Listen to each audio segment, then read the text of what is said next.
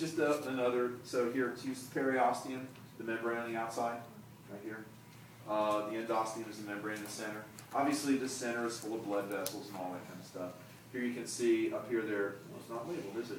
Up here they're showing you the this epiphyseal line up here, the spongy bone, compact bone, the medullary cavity, and all that kind of stuff. This is a humerus, which is the bone up here. Anyway, so that's what this bone looks like. Those are all the structures. Now we have things like this that you can identify these structures on. Right? Also, get it. There's a big, gigantic bone model over here. Just point it out to you. Over here. Well, actually, but so here's the outside of the bone. So this membrane on the outside. Right here is going to be the periosteum. Around this side, membrane in here is going to be the endosteum. And all the stuff that's on here we'll talk about in just a few minutes about how all the tree rings form and all that kind of stuff. So this is a good model. Having said that, that should go into your brain saying, oh, I bet that's going to be an exam a week from Thursday. And I'll just tell you right now, yeah, it's going to be on the exam next Thursday. It's going to be right here. No, I don't know where it's going to be. It's going to be right here for right now. Okay, so. Oh, well, here it is. Now, I don't like this slide. I put way too much junk on it, so I'm just going to put it up there and go here for a second. All right, so the individual structural unit of bone. No, crap, we said it back. All right, sorry. The individual structural unit of bone, the little things that make bone, and there's like millions of them that make up your bone, or billions of them that make up your bone, are things called osteons. The other word for it are conversion systems, but I don't like conversion systems. So when you look at this model with me, okay, you see, like, I don't know why they pulled all these things out to show you the structure, but there's lots of round things on here. There's, all these little round things, some of them have been pulled up to show you structure. There's all kinds of little round things on here.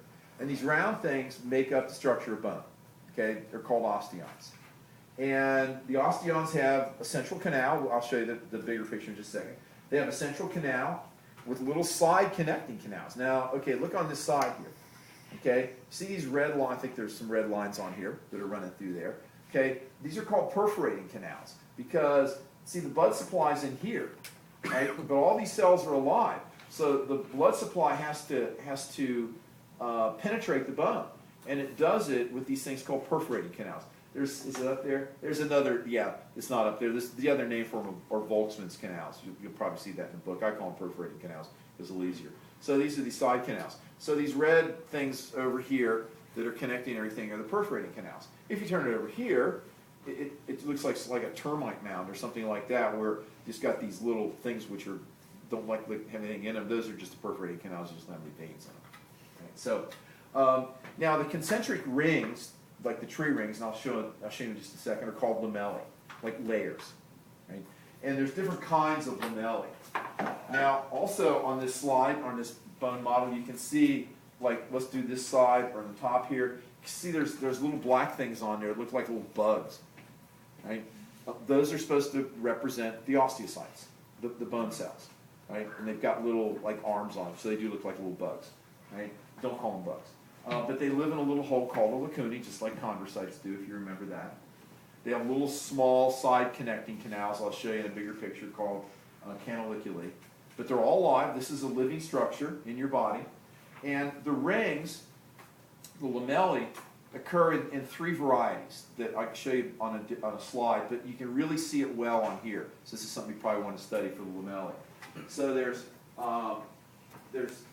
stuff called circumferential lamellae, just layers. I'll show you a slide, or I'll show you a picture, better picture. In between are interstitial lamellae, and the other one, where the heck did it go? Concentric rings, concentric lamellae.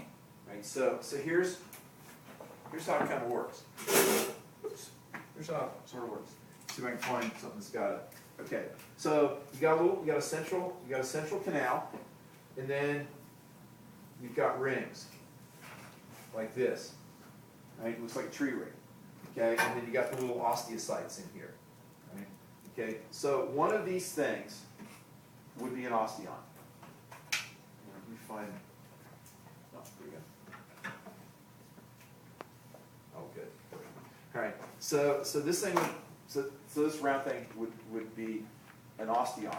And you would agree, I hope, that, I'll put some more little osteocytes in here, that everything is sort of arranged round and round and round, like the planets orbiting around the sun.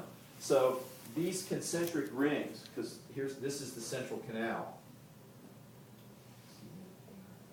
Central canal down here. This whole thing is an osteon. So the way in which these layers are arranged is called concentric. So if you look at this model that I got up here on my desk, you can see that there's all kinds of tree rings in here, and they're all arranged in circles around the central canal. So that's called concentric. No. Yeah. Okay. So let's draw another.